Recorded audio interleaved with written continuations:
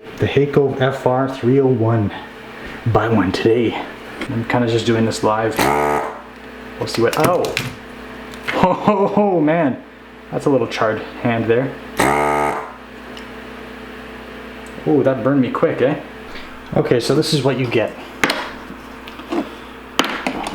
The reason why I'm kind of like reviewing this product is not because I'm sponsored or I get a kickback. I mean, I might put an affiliate link in my description for this thing, but mainly it's because I've been doing a lot of research on if a desoldering pump is for me, and the first thing I did was I googled reviews on it, and in short, this is what I came up with. A couple people have reviewed this online already, and I just want to add to that pool of data, because sometimes, you know, you want to get reviews from different sources. This, as a lot of people say, is probably the worst part of the whole kit, and it's basically a feature that lets you burn your house down or your forearm. So that's the stand. So when the thing's all hot and you want to set it down, you set it down like that. And then if you're like me and you have a keyboard over here on your desk, you sometimes want to reach over, and that's how you get a nice nasty burn. That's happened to me once 10 years ago with a soldering iron that I had sitting on my desk like this, and that was my fault. So I don't quite like this. But you get a little cleaning tool up here. I've used that a couple times. You get another tool. You get this tool to take off the tip and to change the tips. The tip it comes with is actually pretty good. I think it's a 1mm. I've done quite a bit of stuff with this. Even like large heat sinks, I've been able to like heat up one side of the heat sink, suck up the solder, and then turn it around and do the other side, and it works pretty well. This is your little like dump tube where all the nice solder kind of ends up going, and then you have these screens that filter it out so that you don't hurt the pump. And you've got a heat setting here, a little thumb wheel, and I just keep it on 2, which is around 400 Celsius. And that might be a little hot if you're working with sensitive chips. I try not to keep too much heat on the joint when I'm using it. You don't really need to keep it on that long. This is very effective. And then you've got your power. So, and then your vacuum. Let's just go right ahead and use it. I think this thing will pay for itself because I'm soldering pretty much every day or every other day. If you use something like this a couple times a week, or solder wick a couple times a week, this is a good investment. And there are cheaper ones out there. I went for the big one just because this thing is used pretty much daily for me. But yeah, so pretty legit. I like it. If you're just kind of getting started with stuff, there are a lot of like cheaper ones out there that you can dabble with. And I lived with this pump for the better part of a decade. So, I mean, this is just, I'm just raving about this because this is like a life changer pretty much. So, and again, you know, there we go. So I plugged it in. That's the power button. Sometimes, you know, I don't know if it's on. There's a light there. But it heats up very quick. So if I turn it on right away, it's going to get pretty hot pretty quick. And we'll see that. So this is real time. And I want to start by taking off, let's say this fuse over here, this glass fuse. And sometimes if, especially wave soldered stuff, the pins will be bent over, and then you have to go in manually and kind of bend them back up, and that's unavoidable. In this case, this board is pretty good. I can go right over the joint.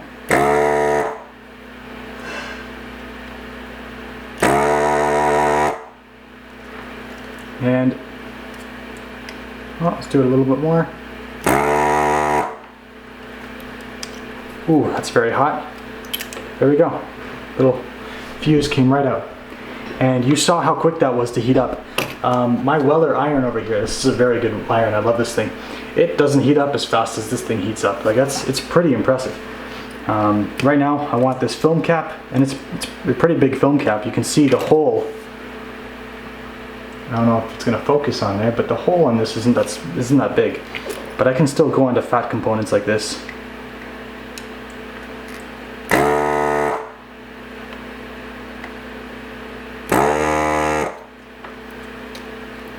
and that's it. Like, I've been harvesting components for like, you know, an hour at like triple the speed.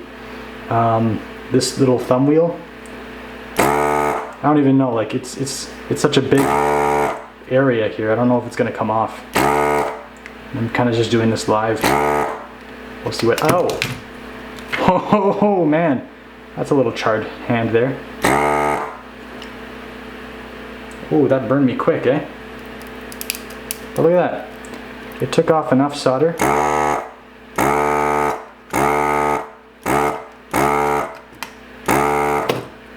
that I was able to desolder something with fat pins like that. You know, this is meant to be wired, like wire to component, and you know, it's good. Here's another example. I don't know. What do we want to do here? I have no use for these connectors here, but we're going to take one off just for the hell of it.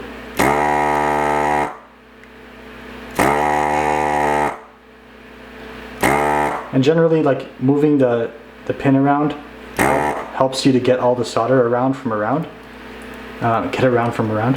But, oh, this connector was broken, wow. Yeah, so you want to kind of get over the joint and just wiggle it around.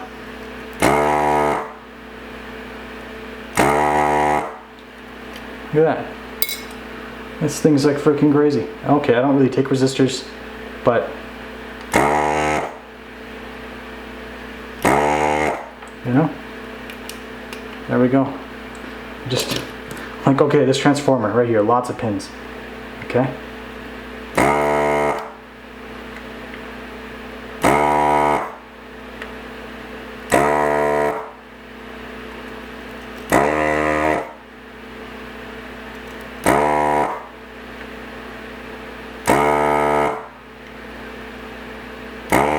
Well, that's from the diode. Never mind.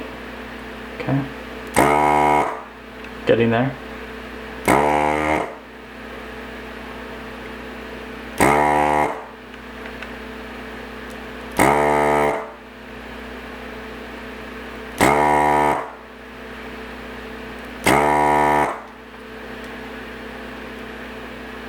Oh, okay, there's a bunch of elastic on there.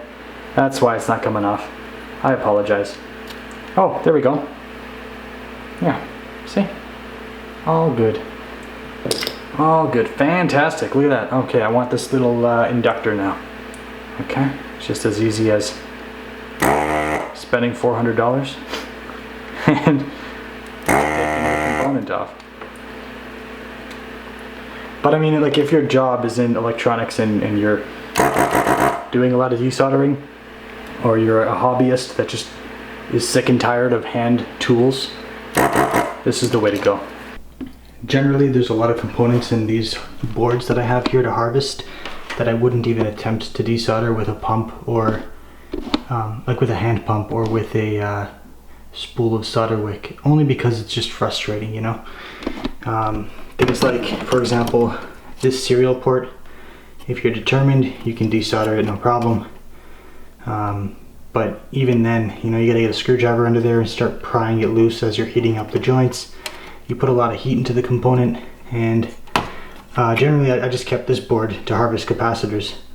But there's a lot of things in here with interesting stuff, like, you know, a thumb wheel potentiometer that you can take, you know, this nice slide switch, a lot of things that, you know, I can start desoldering now because I have the right tool. And when I'm doing a lot of stuff like this, it definitely pays for itself, especially considering this isn't all the junk that I'm going to be working with. This is just what I have right now. I'm always looking for new electronic scrap to harvest components from, and that's pretty much it.